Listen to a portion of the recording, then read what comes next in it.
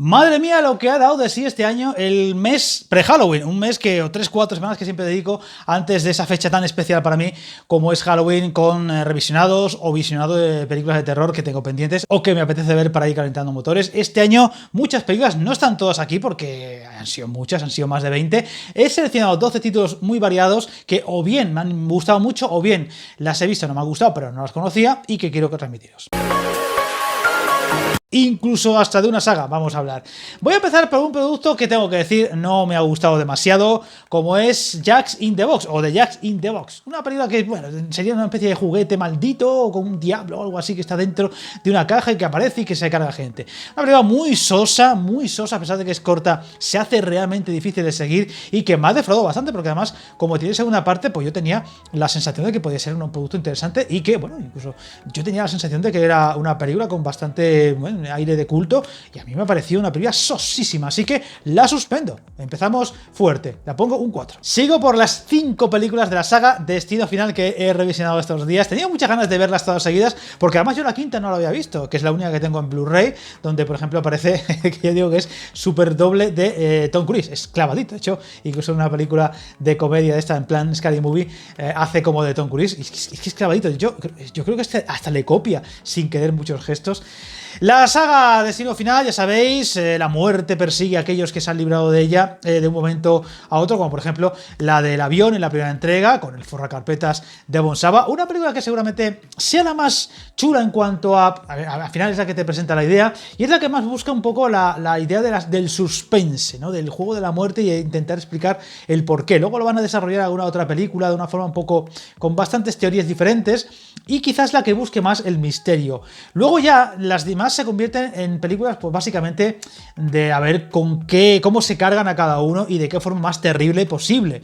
Eso tiene su gracia, porque a mí, la verdad, siempre han sido películas que me ha gustado bastante revisionar, aunque hay que decir que según el título, ahora que las he visto todas seguidas, a mí creo que la mejor, la que más me ha gustado, la que me parece más completa, más redonda, sería la segunda, que además tiene muertes muy bien hechas y con unos efectos prácticos muy bien conseguidos, cosa que en alguna otra entrega no van a ser así.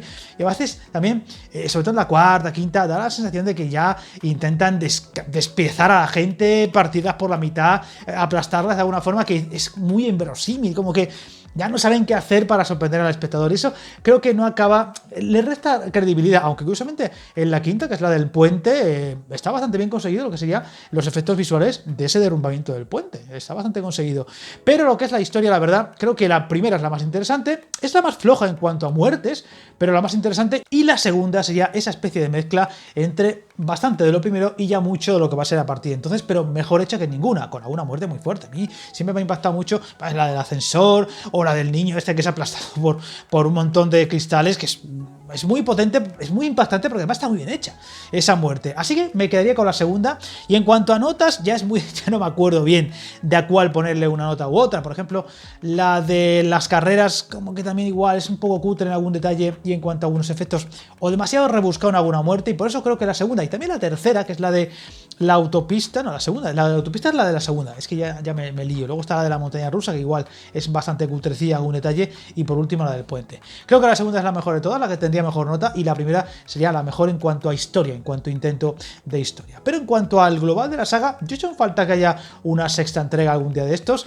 Pues oye, son entretenidas, van al grano, dan, digamos, lo que busca el espectador, especialmente a partir de la segunda entrega, que va demasiado al grano, pero bueno, es lo que buscas, y quizá tendrían que curarse un poco los personajes, porque es que hay algunos que son muy estúpidos. De hecho, hay momentos donde yo creo que, o sea, los personajes son tan planos, tan básicos, tan estúpidos y tan... si los tuvieras de compañero de clase o de trabajo, es que los odiarías, que yo creo que son así, aposta, porque tan malos no pueden ser tampoco los guionistas, para que cuando mueren no haya impacto, pero también creo que es un poco esto. Me recuerda mucho a aquel programa que, para aquello era maravilloso, ese programa, que era el de 1000 maneras de morir, que era tremendo, que por cierto lo he buscado y no lo he encontrado, creo que está en Movistar Plus, pero no tengo Movistar, que me gustaría que estuviera en YouTube porque sería una pasada, está en latino pero no es lo mismo, que es que era tremendo, porque había unas muertes que eran súper rocambolescas, que encima estaban basadas en hechos reales, por tanto era impactante ver muchas veces el grado de estupidez de la gente a la hora de morir, o la mala suerte, o la gente que se buscaba, que ahí era donde más mala leche había mucho humor negro y mucha mala leche en muchas muertes, porque a lo mejor eran indeseables, gentuza, que se estaban buscando, digamos, que el karma actuara. De hecho, el karma está muy presente en la saga de esa serie. Y había unas muertes que eran terribles, y para colmo tenían algún tipo de comentario del locutor que era tremendo, en plan, pues yo que sé, un indeseable que era, yo que sé, matado, moría de una forma terrible, y decía algo en plan, hasta nunca, hijo de puta, que tú te quedabas, era más fuerte. Yo tenía más ganas de saber con qué frase lapidaria sentenciaban al muerto que con la propia muerte. Maravilloso ese programa, qué pena no sea tan fácil de encontrar porque era una maravilla. Era demasiado bestia, pero tenía muchísima gracia. Paso a Terrifier, el origen, que es, bueno, es una especie de presentación del personaje que veríamos después en las 2 entregas de este payaso terrible, que ahora va a haber una nueva entrega el próximo año, muy gore, muy bestia, que es una película muy irregular. Básicamente te vienen contando unas cuantas historias como de Halloween para asustar a niños y demás, y como una familia, una tía con dos sobrinos que van descubriendo en un vídeo lo que podría ser, pues es una película en plan de entretenimiento o como si fueran cortos, y poco a poco van viéndose cosas más fuertes y aparece el famoso payaso, que la verdad es que es lo que más impacta. Y es lo mejor, porque hay alguna otra historia que no tiene mucho interés y es bastante sosilla. El astronauta no estaba mal, pero tampoco es que sea nada del otro mundo.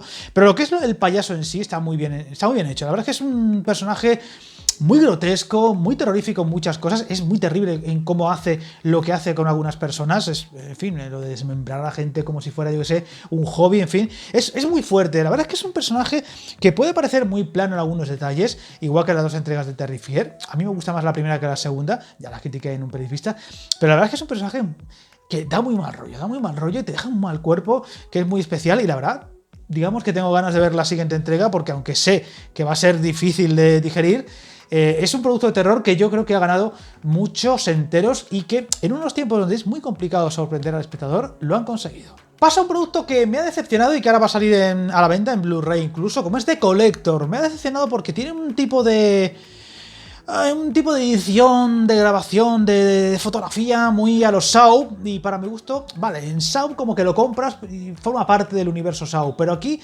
es muy molesta a veces esa película, no se entera. Además creo que es una película muy tramposa con el espectador, hace muchas trampas con el espectador en algún detalle, por ejemplo con la casa y las trampas, que no acabas de saber dónde está cada cosa, es como que no hay nada, se da para allá y cuando vuelve hay un montón de trampas que pero si no había pasado por ahí el protagonista hace un rato. Además, el psicópata está bien, es interesante, pero creo que no está del todo bien explotado y hay cosas que no me acaban de convencer la película. Por ejemplo, el final hay una trampa con lo que ocurre con la niña en la escena final y un policía que dices, ¿y esto qué acaba de hacer? O sea, se acaba de reír del espectador. Parece que es una cosa y de repente, no, es otra. Dice, ¿y esto? No, es que a lo mejor porque el otro estaba aturdido, pues... Esas cosas no me gustan, ese tipo de cosas. Son como trampas, en plan, vamos a engañar al espectador, a ver si le pillamos. Para que diga, anda, si me lo he tragado. Qué bueno eres, director. No me gustan esas cosas. Así que, la verdad es que en general era una película que casi de principio a fin, por esa fotografía, por esa forma de rodar, ese montaje tan confuso, se me hizo muy molesta. Y no en el sentido de molesta de mal rollo, sino molesta de, joder, podrías enseñar las cosas un poquito mejor, no hace falta que seas tan rebuscado. Y ese tono, ese lenguaje cinematográfico que nos recuerda a Saw, creo que si lo sacas de Saw es más molesto que otra cosa, y es lo que me ha pasado con The Collector, que incluso hay segunda entrega y no he querido verla. La he visto en Amazon Prime porque no la tengo por ahí ni nada, y me ha defraudado bastante y creo que incluso hasta lo suspendería, porque creo que tenía muchas cosas y muchos mimbres para haber sido un film potente, y el que sea tan errática en la fotografía, en el montaje, en la dirección, a mí me sacaba por completo, me jodía bastante, y esa sensación a mí no me gusta para cualquier tipo de película, y más para una terror donde podría haber sido más disfrutable y más interesante. Así que la voy a dejar en un 5 raspado, porque de alguna forma la historia tiene su aquel, pero si me hubiera gustado bastante habría ido de cabeza a ver la segunda ese mismo día o al siguiente, y no es así. Paso con The Mothman, una película que tiene muchos años, con Richard Gere como protagonista, en torno al hombre polilla, que se parece supuestamente en lugares donde va a haber una tragedia, y que bueno, es una película que a mí la verdad es que siempre me ha dado un mal rollo. Es cierto que es una historia muy sencilla, y en cuanto a terror, sería muy complicado meterle como película de terror, porque sería más bien suspense, y quizá en algunos detalles es complicada que la podamos meter como película de Halloween o para verla en Halloween, aunque yo la vi en la noche de Halloween como calentamiento de la función final, que luego veremos cuál es.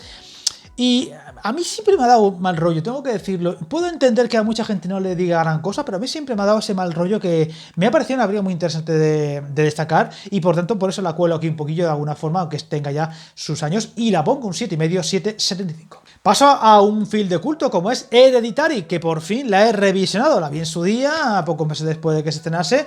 La verdad que tiene a su alrededor un halo de film de culto, de gente que está, vamos, que se enloquece con ella, y que luego tendría esa película muy parecida en muchos sentidos. De hecho, acaba igual como sería Midsommar, y que, bueno, pues habla un poco de las sectas o algo por el estilo, brujería y demás, aunque tiene más drama o más componentes de drama que de terror, y de hecho tarda bastante en llegar el terror, pero cuando llega es bastante potente. Es una película muy elegante en cuanto a fotografía, las actuaciones están muy bien, todos los actores están estupendos, pero especialmente la protagonista, y tiene un aire como muy elegante. Es una película muy elegante y muy interesante en muchos detalles, aunque quizás sea un poco sosa. Es algo sosa en cuanto al ritmo, en cuanto a que tarda en arrancar, tarda en coger esa fuerza que va teniendo, aunque la parte final es muy potente y se agradece que se cueza a fuego lento, aunque ahora con el revisionado se me ha hecho más lenta que cuando la vi por primera vez, que tendría que haber sido al revés, porque ya me sabía a lo que me enfrentaba. Por tanto, la tenía una nota muy alta, la bajaría un pelín, seguiría estando en una nota muy alta porque es una película con muchas virtudes, pero la dejaría en un 8. Y pasa una película muy parecida en cuanto a film de culto, y que es un producto de terror un poco aparte, como sería Babadook, esa película que parece que más bien te cuenta un drama familiar, el drama quizá incluso de la depresión, porque la protagonista pasa por un estado depresivo, aunque ya ha pasado muchos años desde que murió su marido, que es el que arrastra ese estado, pues eso, de bajeza moral o de bajeza en cuanto a ánimo y demás, con un niño un poco molesto en muchos detalles, y con una especie de monstruo que les acecha, y que yo siempre he dicho que es una especie de, pues eso, de lectura como que el monstruo de la depresión, y que incluso pues tiene una doble lectura muy interesante. Una película que tiene bastantes cosas muy chulas, pero que quizá como producto de terror le falta ese hervor extra. Es como que se le va mucho la intención a ese lenguaje de, a ver, tenéis que entender que esto va sobre esto, y no es tanto como un cuento de terror realmente, aunque siempre está presente. Y creo que le pasa un poco como a Hereditary, ¿no? Que le falta por dar ese pasito para que sea una gran película de terror como tal, terror al 100%. Pero aún así, es un producto muy interesante que la verdad es que no envejece, porque es una película muy especial, y ahora que ha sido el tercer revisionado, le mantendría una nota bastante decente, porque además es una película muy especial en muchos detalles, aunque tenga algún detalle que pudiese mejorable, como el ritmo en ciertos momentos, o haber explotado un poco más el terror a lo largo de la película de forma más potente. Aún así, tiene que tener una nota alta como 7,5, 7,75. Pasa una película que pensaba que no había visto y que compré hace poco en el CEX, y que sí, había visto, lo que pasa es que no me acordaba bien de ella, como es Tú eres el siguiente, un producto, bueno, pues todo un secuestro de una familia que es acechada por una gente que parece que les quiere robar o directamente asesinar como diversión, y que luego tiene bastantes giros a lo largo de la historia, y que está bastante interesante. Es una película con un tono canalla bastante chulo. Es el director, por cierto, de, si no recuerdo mal, Godzilla vs. Kong, con lo cual, pues muy diferente a lo que luego hizo con los monstruos, y que pues tiene momentos muy interesantes, porque además siempre tiene como esa tensión de a ver este giro que ocurre aquí y allá, también ese juego de ver cómo muere o cómo matan al siguiente. Y la verdad es que es una película que está bastante bien conseguida, porque tiene un buen ritmo, tiene ese tono canalla a ratos que le viene muy bien, y a pesar de ser la segunda vez que la veía y más o menos recordar después, cuando ya empecé a verla, de qué película se trataba, y que sí que me acordaba de ella, me ha gustado bastante, así que la pongo también en nota bastante decente, un 7,5 también, 7,75. Paso al colofón, por así decirlo, de la noche de Halloween, como fue Viernes 13, el remake, aquella que tendría a Marcus Nispel en la dirección y con Michael Bay en la producción, que he visto unas cuantas producciones de terror en esos momentos. Una película que, la verdad, ahora que la he revisionado, me ha dejado bastante frío. Me da pena porque explota bien algunas cosas a Jason y a todo lo que sea la iconografía de Jason. Incluso te cuentan un poco la historia de dónde viene Jason y te vuelven a recalcar la idea de que está de por medio de la madre, como si fuera pues el acontecimiento. Es como si fuera Viernes 13 2 o Viernes 13 parte 2. Y a partir de ahí pues vemos un poco a ese Jason que vuelve para asesinar a los jovenzuelos. ¿Jovenzuelos que son? O insoportables, o estúpidos, o drogatas, o niñatas salidorras que parece que están en una película porno. Con lo cual, son personajes tremendamente planos, tremendamente odiosos, salvo la protagonista y el chico este que está buscando a su hermana. Todos son estúpidos, todos son insoportables, todos son algunos diálogos Hay una escena con un asiático que es que dices, madre, por favor, ¿dónde está el mando? Que lo voy a dar para adelante. Que se acabe ya esta agonía, que venga Jason y que le aplaste el cerebro, porque es que se lo merece. Y tarda en llegar Jason y aplastarle el cerebro. Porque es que de verdad es que dice, se puede ser tan estúpido, pero es que encima el diálogo es insoportable. De estos que te sacan de quicio. Un personaje que supuestamente tiene que ser el graciosillo de la película. ¡Ay, que el drogata está drogado! Y claro, dice tonterías.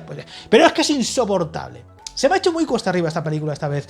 Porque además sí, es cierto que tiene algunas muertes un poco brutas, pero tampoco es una película tan bestia como se podría pensar. Es decir, esto que he dicho ahora de Terrifier y demás, vamos, Terrifier le mete una goleada a esta Viernes 13 que supuestamente, entre comillas, con Michael B. detrás y no sé, quería ser un poquito fuertecilla. Nada de nada. Es un Jason que no está mal, lo que es la presencia de Jason, lo que hace, cómo lo hace, aunque también... No sé, hay alguna cosa con la hermana del chico que les está buscando, que es como si se parece a su madre y no sé qué. A mí esa cosa no me acaba de convencer. No llega al nivel de aquello que dije el otro día en el Halloween el origen, la película con Rob Zombie, de ese Michael Myers ahí arrodillado con la hermana y en plan, ay, perdóname, y vamos a ser felices. No llega a ese nivel porque digamos que medio se puede comprender, pero... no está muy allá. Y la verdad es que la película, más allá de las muertes, que tampoco es que sean para tanto, y llegan muy espaciadas en el tiempo. Hay un momento ahí como de 30 minutos de la cabeza, no avanza nada más que con los tontos por aquí, pues el protagonista este de la casa, insoportable, el típico ricachón que se piensa que está por encima de todo, que es insoportable. Una película se me ha hecho muy cuesta arriba. Me da pena porque un remake a estas alturas de una película como esta podría estar bien. Vamos, comparándola con Halloween, la noche de Halloween, la película esta de la nueva trilogía, vamos, le golea por completo.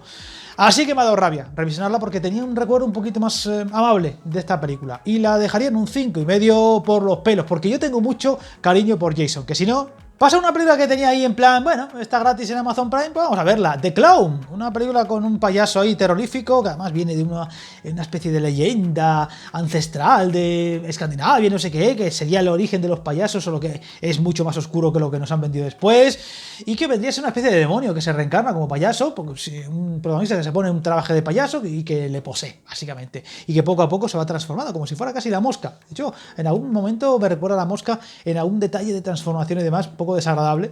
Y la verdad es que es una película que me ha sorprendido bastante porque pensaba que iba a ser una película infumable. Parece que es para Amazon Prime, por tanto ya sabemos lo que pasa en esas películas. Y la verdad es que tiene cosas interesantes. Tiene bastante mala leche en algunos detalles. Se cargan a niños, que eso es una cosa maravillosa. O sea, es que los niños son intocables en las películas. Se cargan a niños, lo cual siempre es digno de aplauso. Pero que no me corten esa frase y me detengan por yo que sé qué. Ya sabía a lo que me refiero, que parece que los niños no pueden matarse en las películas porque ya es un paso demasiado esto. Pues no, este es un payaso que se carga a niños, además de una forma bastante... incluso un abusón, se carga un abusón, por tanto ya tiene mi simpatía. En fin, una película que me ha gustado bastante porque me ha parecido canalla con un tono ahí interesante que yo pensaba que iba a ser más de cachondeo y tiene su... incluso su humor negro en algún detalle que no está nada mal. Así que la verdad, si aún no la conocéis, darle una oportunidad porque por lo menos ya os digo que no va a aburrir y no está nada mal. La pongo un 6,5. Y acabamos con The Blow, el terror no tiene forma, que fue una de las que formó parte de la sesión triple de Halloween. Y atención, porque voy a acabar con un plato fuerte como la última de Posesión Infernal, esa segunda entrega que se estrenó este mismo año y que tiene bastantes cosas interesantes. Y he aprovechado para ver la de Sam Raimi. Y ojo, porque puede que con esa crítica pierda seguidores. Vamos primero con The Blow, porque antes de que se pierdan los seguidores, vamos a hablar de esta película. Una película que, oye, es del 88 creo que era, y ha envejecido muy bien.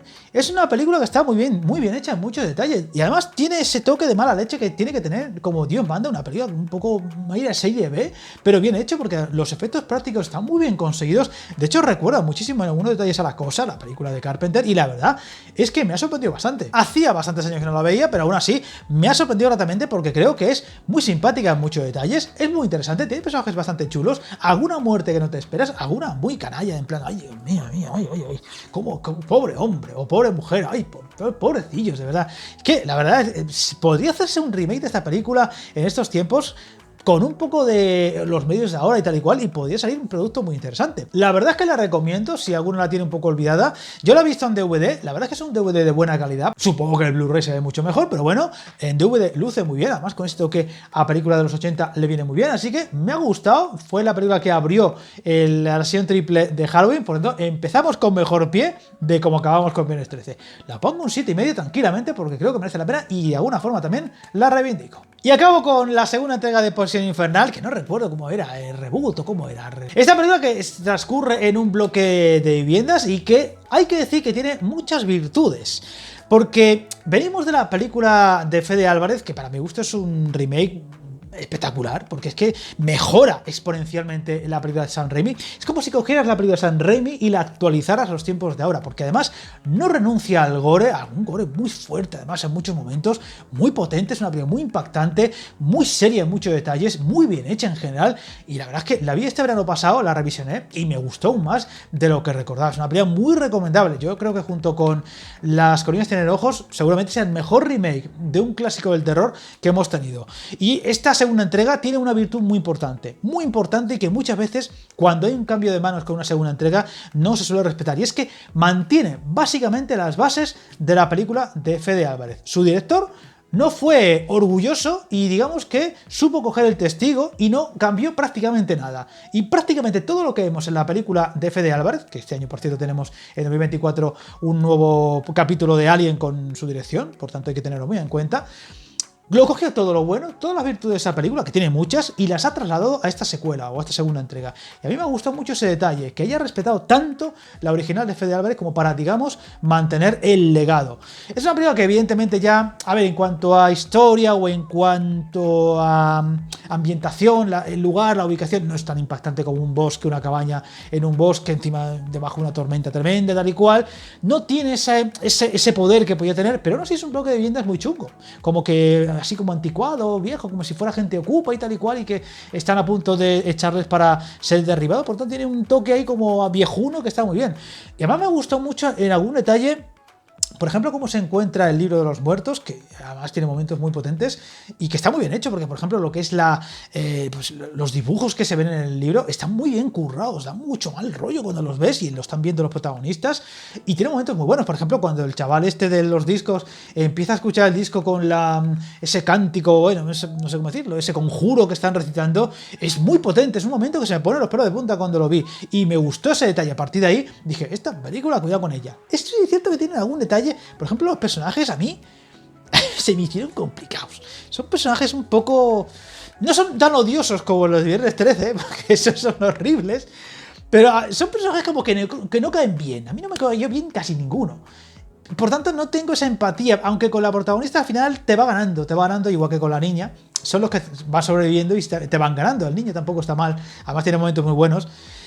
Pero como al principio tienes un cierto rechazo hacia ellos, y eso te hace tener como una especie de barrera con ellos, que es un poco bueno, pero aún así es una película que tiene bastante mal rollo, que tiene bastante gora, con momentos muy fuertes y muy desagradables, y que tiene momentos muy buenos. Por ejemplo, el que he dicho del disco con la voz sonando de fondo, el tema, lo que es la aparición del libro, esa especie de como de cueva, por así decirlo, y por supuesto la escena final, que es muy potente. También la escena del comienzo, la del lago, lo que es la parte del lago, es muy potente, nomás respetando la música de la primera, y por supuesto con la escena final, que es muy fuerte, la del garaje.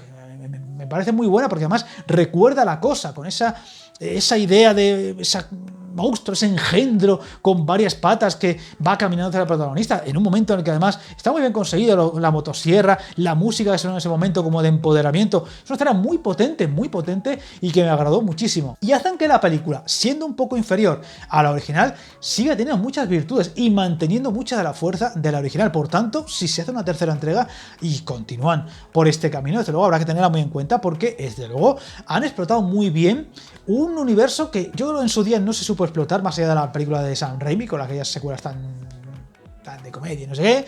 Y por cierto, ahora que he visto la de Sam Raimi, ahora la voy a criticar para colofón, para que la gente se vaya del vídeo o para que se borren después de ver el vídeo por completo. Así que no la pondría tan buena nota como la de Fede Álvarez, porque esa la pondría un 8,5 tranquilamente. Me parece un peliculón, de verdad, de terror, pero es que además lo pasas muy mal.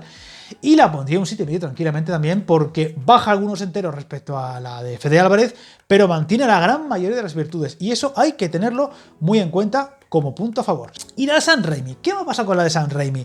Yo hacía bastante que no la veía, la verdad. Es una película que en su momento de niño me dio mucho miedo. Los ojos y las cosas, ¿no?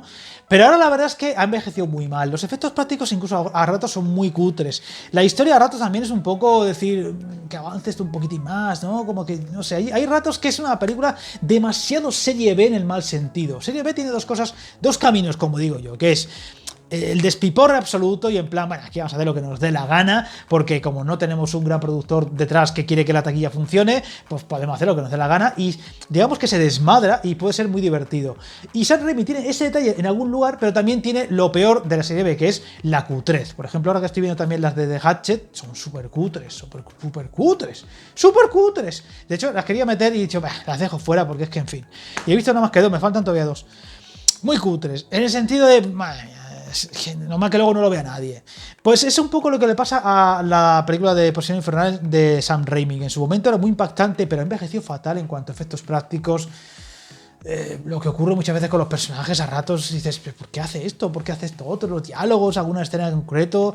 No tiene la fuerza que, por ejemplo, sí ha sabido conseguir Fede Álvarez con el remake. Por eso he dicho que es un remake muy digno, porque para mi gusto mejora claramente a la original de Sam Raimi, o mejor dicho, es capaz de exprimir lo mejor de esa película y trasladarla en estos tiempos y actualizarla en muchos sentidos. La de Sam Raimi ahora me ha costado mucho verla en muchos sentidos. La parte final, por ejemplo, se me hacía interminable y eso que es una película corta. Por tanto, una opinión muy pobre. Es decir, tú te vas a ver La Matanza de Texas y vas a por el estilo y dices, esta película no envejece, sigue siendo igual de impactante que la primera. Y eso que también puede ser muy cutre en algún detalle. En cuanto a medios, a lo mejor, a fotografía y esas cosas. Se nota que era una película muy pobre en cuanto a presupuesto, pero aún así no envejece nada. Esta sí que se me ha costado bastante y ya tenía un recuerdo de la última vez que la vi un poquito pobre, de que le había bajado puntos y ahora sí la vuelvo a bajar.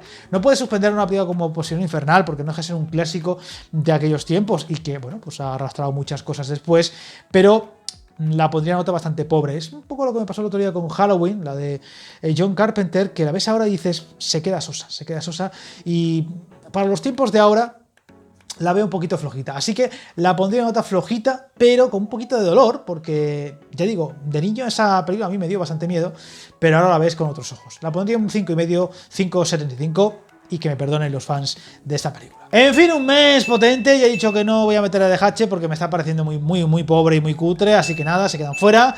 Y en el próximo Pelipistas, ojo, porque va a haber películas muy potentes que voy a criticar de las que estoy viendo o revisionando estas últimas semanas y que se han quedado un poco ahí entre medias por el mes de Halloween. Así que sabéis, como siempre, para Fashion Robocop, no os metáis en líos.